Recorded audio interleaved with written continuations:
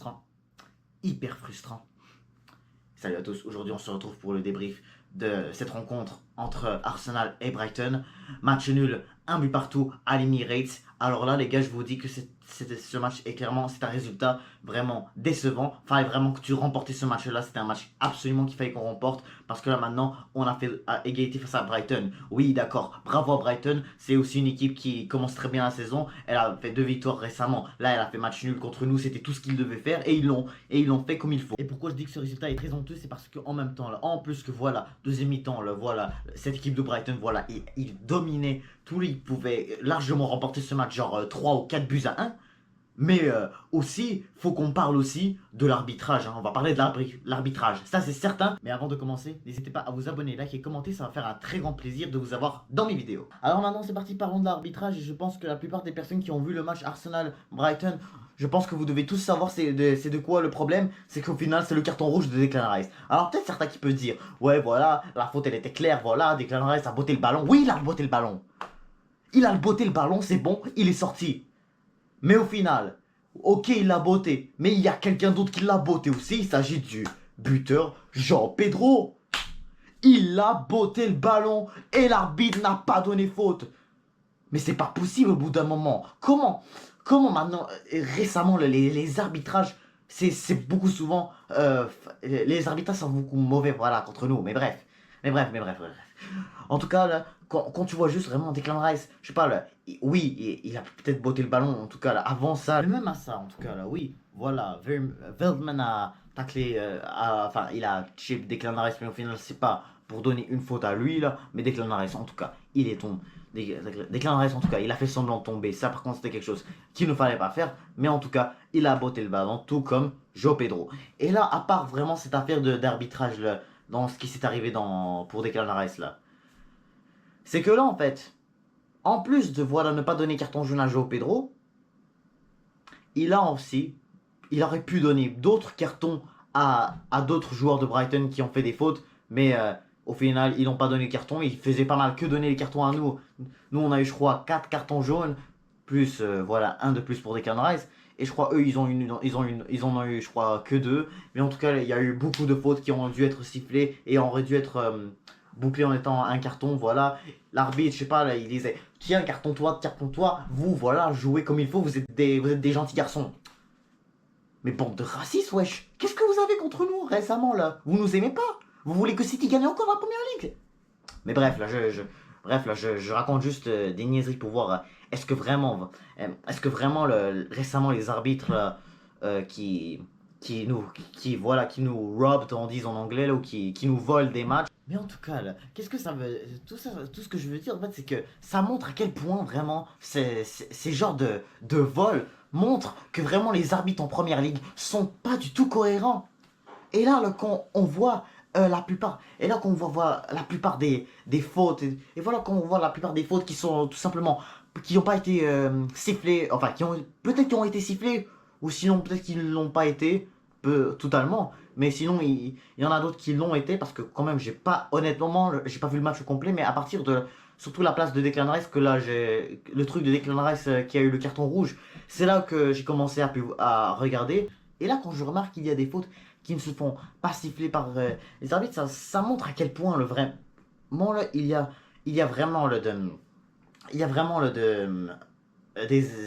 soit des erreurs peut-être, parce que là, ce que j'ai compris quelque part, c'est que la FA va venir, je sais pas, s'excuser auprès de nous après voilà ce vol. Mais comment ça nous excuser? Enfin, en tout cas, le truc c'est que machallah, voilà, ils vont s'excuser auprès de nous là, mais ce que je comprends pas là dans ces excuses là, c'est qu'au final, oui, vous allez vous excuser, mais au final ça va changer quoi? Les 3 points on les a pas, on a 1 point maintenant. C'est ça au final, comme quoi, c'est ça que je trouve ça un peu bizarre dans ces arbitres là de première ligue, et dans cette fédération anglaise, j'ai pas vraiment les mots là, mais en tout cas, ce qui est vraiment encore pire, comme je disais lors des dernières vidéos, que ce soit de mon avant-match hier, de aujourd'hui là, et aussi samedi dernier, lorsqu'on a battu Aston Villa, comme quoi là, on aura vraiment des rencontres vraiment pas simples. Comme exemple, samedi dernier face à Aston Villa, aujourd'hui face à Brighton. Là, après ça, on aura Tottenham à domicile. Atalanta, excuse-moi, on aura Tottenham à l'extérieur, je voulais dire à domicile, à l'extérieur, on aura Atalanta à l'extérieur pour ce premier match de LDC, on aura Manchester City à l'extérieur. Et là, le problème de tout ça, c'est que voilà, Declan Rice, pour le match face à Tottenham, il ne pourra pas jouer à cause de ce rouge qui n'aurait pas dû être rouge. Parce que João Pedro, lui, n'a pas eu de carton. Donc peut-être que Declan Rice aussi n'aurait peut-être pas pu avoir un carton. Et ça aurait peut-être pas été un deuxième carton jaune. Et là, expulsion. Et là maintenant, et là, il va rater le North London Derby. Qu'est-ce qu'on va faire maintenant? Qu'est-ce qu'on va faire dans le milieu de terrain? Surtout qu'en plus on a Mikel Merino qui est blessé. Déjà juste ça va être un énorme coup dur. Il va être blessé pendant des semaines. Et là on va pas pouvoir le... Et là on va faire quoi là? Jorginho, je sais pas. On l'a toujours pas vu ce début de saison. Calafiori, on va le mettre au milieu. Zichenko, on va le mettre au milieu. Havertz, on va le redescendre au milieu, on met, je sais pas, Leandro Trossard avec Martinelli. Non, mais ça marche pas là. Mais bref, peu importe. Là en tout cas, là maintenant qu'on va parler de l'arbitrage, je vais commencer par maintenant parler de comment a été...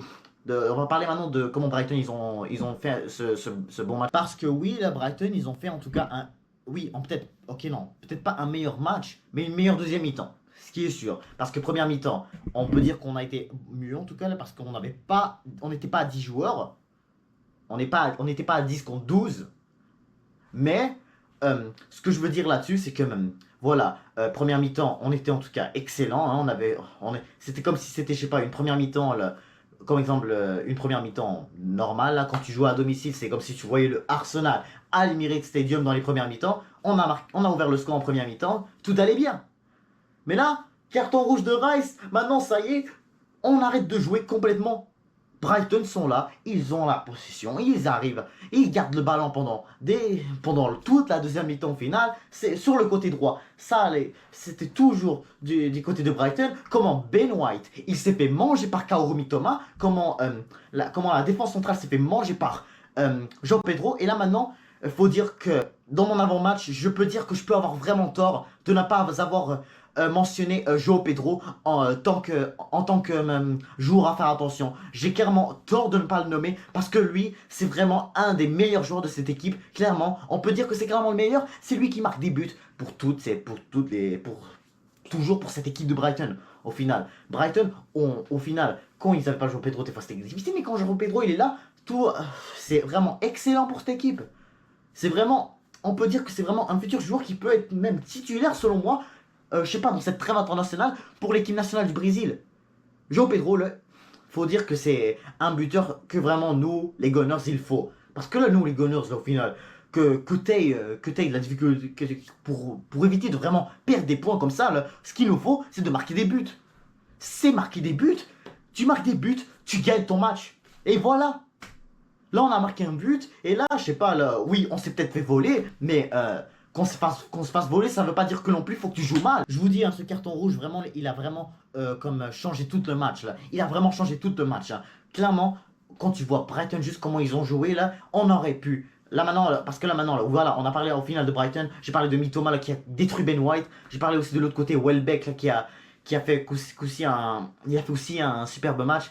Mais au final, il faut que je dise chapeau à cette équipe de Brighton parce que c'est une équipe aussi qui débute vraiment bien la saison. Et faut dire que là, ils ont fait aussi leur job de ne pas perdre contre nous. Parce que au final, s'ils auraient dû perdre contre nous, ça aurait dû être ça aurait être un peu difficile pour cette équipe. Mais vraiment, là, ils se montrent vraiment comme quoi c'est une équipe à vraiment faire attention pour cette saison-là. Ça peut être une équipe vraiment révélation. Beaucoup de personnes qui disent que vraiment Brighton, c'est les Dark Horse. Là, je le dis en anglais, là, mais parce que je ne sais pas c'est quoi en français, mais peu importe.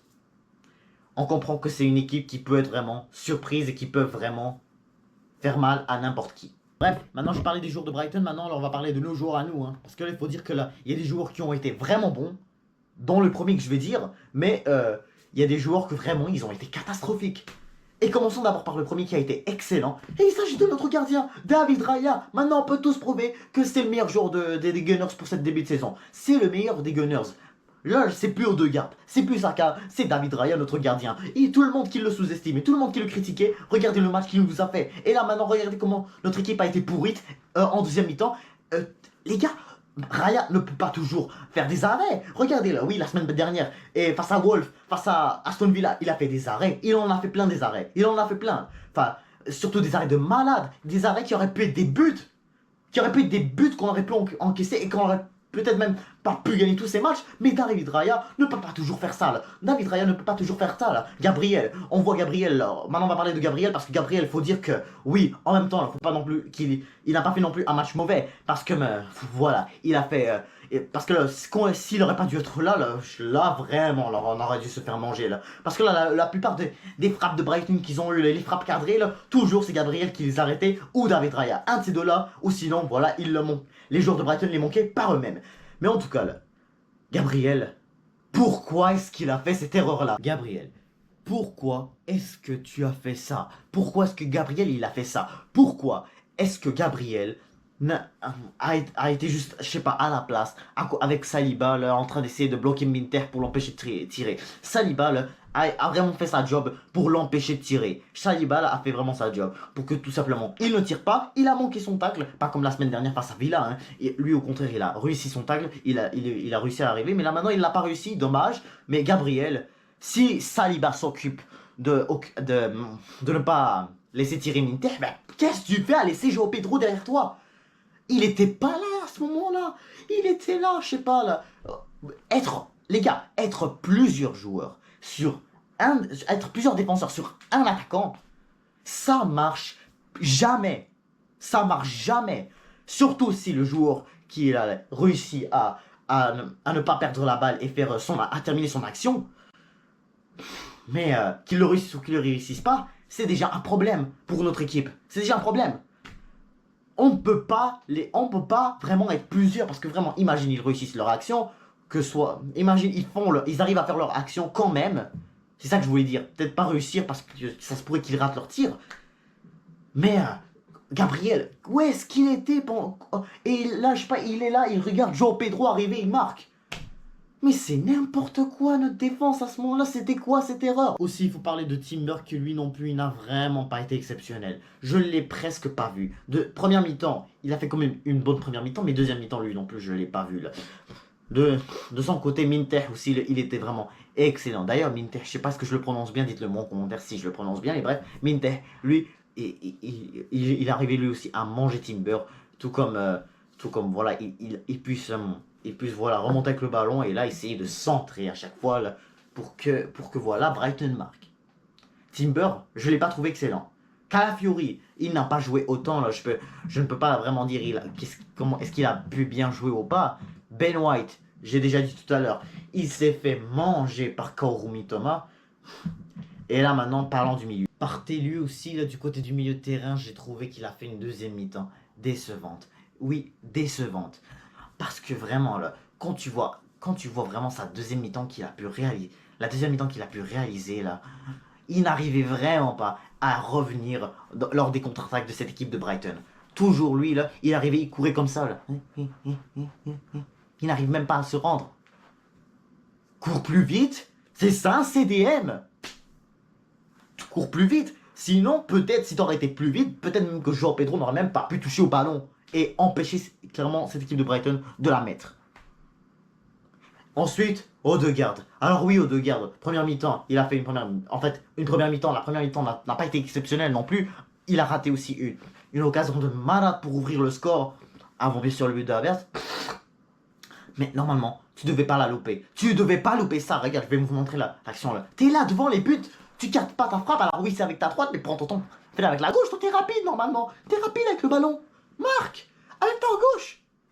Ici, avec ta gauche. Tu la mets dans les buts. Et voilà, tu mets un 0. Ah, les occasions qu'on a eues en première mi-temps, là, comment on les a toutes loupées là? Parce que là, on avait beaucoup d'occasions en première mi-temps. On avait quelques occasions en première mi-temps pour mener au score. Oui, on a eu le rouge, on s'est fait voler pour le rouge. Mais même à ça, on serait déjà en train de gagner genre 3, on serait en train de gagner 2 ou 3-0. Ensuite, Leandro Trossard, pas du tout exceptionnel non plus. Comme je l'ai dit souvent, Trossard, deuxième mi-temps, il est encore meilleur que quand il est titulaire. Il faut qu'il reste sur le banc. Tu mets Martinelli titulaire. Et là, deuxième mi-temps, si Martinelli est gaze, là, tu peux entrer Trossard. de l'autre sens, ça marche pas. Parce qu'aujourd'hui, Arteta a fait de l'autre sens. Il a mis Trossard titulaire et Gabriel Martinelli sur le banc. Tu devais pas faire ça. Ah, pas du tout. Et là, regarde, ça en plus, on l'a bien vu cette saison aussi, ce début de saison face à Aston Villa, on était nul, Martinelli était vraiment mauvais face à Aston Villa, Trossard est rentré, boum, il te met un but, même pas un peu après, là, je sais pas, après son entrée. Avant de parler de Gabriel Martinelli, j'ai oublié de mentionner aussi une erreur de Timber. C'était surtout cette erreur que j'essayais de chercher dans ma tête, c'était quoi? Qu'est-ce qu'il a fait de Timber de surtout dangereux? Elle était en première mi-temps. Lorsque même Mitoma, je pense que c'était Mitoma qui avait fait le centre. Mitoma a fait le centre. Ensuite, Minter était devant lui. Et non, pas devant lui, excusez-moi. Il était derrière lui. Et là, il a sauté. Il l'a même pas vu derrière lui en train de sauter. Il saute direct. Tu décales avec ta tête. Écoutez, là, heureusement que cette tête était pas dans les buts. Mais sinon, là, ça aurait pu coûter cher. Coûter cher. Normalement, le match, au final, ça a coûté cher. Le but de Jean Pedro, vraiment, l'erreur de Gabriel a vraiment coûté cher. Vraiment, il a coûté cher. Vraiment les erreurs qu'on a fait là, faut vraiment les oublier parce que c'est catastrophique ce qu'on a vu en deuxième mi-temps. Bref, là maintenant parlons de Gabriel Martinelli parce que Gabriel Martinelli là, il fait pas un entrée non plus mauvais parce que là, on a vu quand même qu'il a fait une superbe belle attaque lorsqu'il arrive voilà en courant vite comme ça parce que quand même Martinelli ça reste vraiment le truc qui est souvent positif c'est qu'il quand même il court vite mais aussi c'est que voilà il avait le ballon et là Kai Havertz il est là il fait la passe à Kai Havertz, t'es là devant les buts, je vous montre occasion aussi devant les buts là. C'est vrai, là, je vais le parler tout de suite, là, parce que juste après Gabriel Martinelli, je vais tout de suite parler de Kai Havertz. Mais regardez, on va parler maintenant tout de suite de Kai Havertz. Kai Havertz, t'es là, devant les buts. T'es là, devant les buts, là. Et t'arrives pas à la mettre. Oui, bravo, Masha'Allah, Brighton. Masha'Allah, vous étiez tous, voilà, placés comme ça en défense. Et vous avez, voilà, juste bien défendu. Vous avez vraiment bien défendu pour qu'on marque pas un deuxième. En se disant vous-même les fans de Brighton, ah, Arsenal était chanceux. Parce que oui, la vérité on était chanceux de ne pas avoir perdu ce match.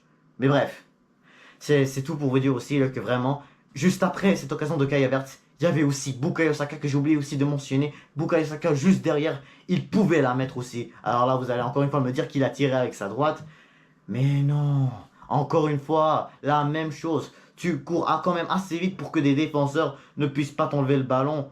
Donc quand même, Saka rentre un petit peu plus dans l'axe. Et là, tire, tu marques un but. Voilà.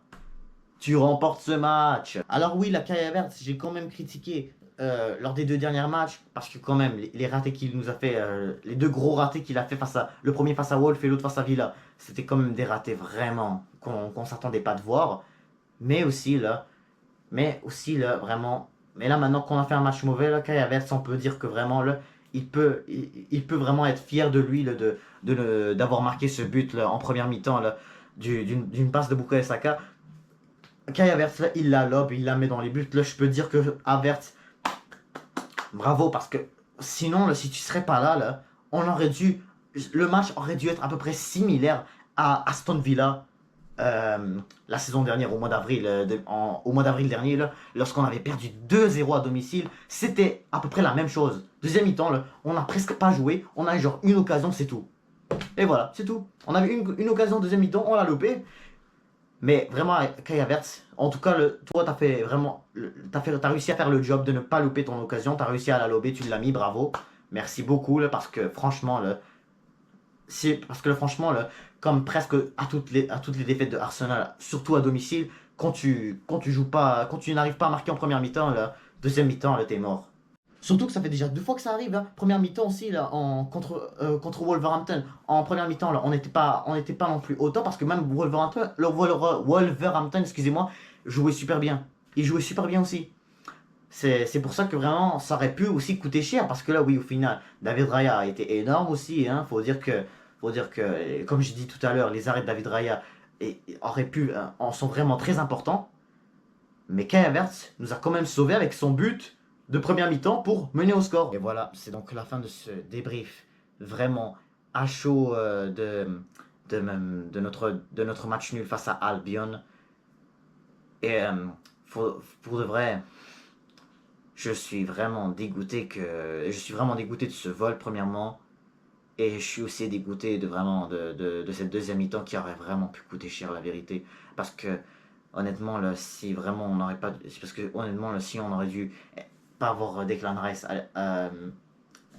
expulsé là, ça, la deuxième mi-temps aurait dû être déroulée d'une façon très différente, plus de l'autre côté. Et Brighton vraiment là aurait dû avoir plus de misère à essayer de nous surprendre comme ils ont pu faire. Pour de vrai, là, on est juste un peu après que Declan Rice se fasse expulser. Mais désolé aussi que j'ai pu désolé que j'ai été un peu énervé parce que franchement, là, avec vraiment, parce que là, vraiment, là, déjà la troisième journée, c'est juste la troisième journée de Première Ligue, et là, t'as fait exactement la même chose que que la saison dernière, excusez-moi, et t'as vraiment, dès la troisième journée, tu perds déjà 2 points, et par la suite, ça devient difficile de continuer à la course de continuer à la course au titre. Mais franchement, mais franchement, pourquoi aussi ça m'inquiète? Parce que, voilà, comme j'ai dit tout à l'heure, on a encore des gros matchs qui arrivent. Declan Rice, qui est quand même un joueur très important, qui est surtout un joueur très important pour notre équipe. Il ne jouera pas face à Tottenham. Il va rater le North London Derby après la trêve internationale. Et là, surtout si on a de la difficulté à Tottenham, encore pire face à City. C'est grave, les résultats comme ça, là, c'est grave. Et encore pire, voilà, t'es déjà la troisième journée de Première Ligue et déjà tu commences déjà à t'énerver contre l'arbitre, à vraiment se faire voler comme ça à chaque fois, comme souvent la semaine dernière. Souvent la semaine dernière, on commençait à voir qu'on se faisait voler surtout à partir de novembre, décembre, voilà, les défaites dont je vous ai parlé la semaine dernière lors de mon avant-match entre Aston Villa et Arsenal.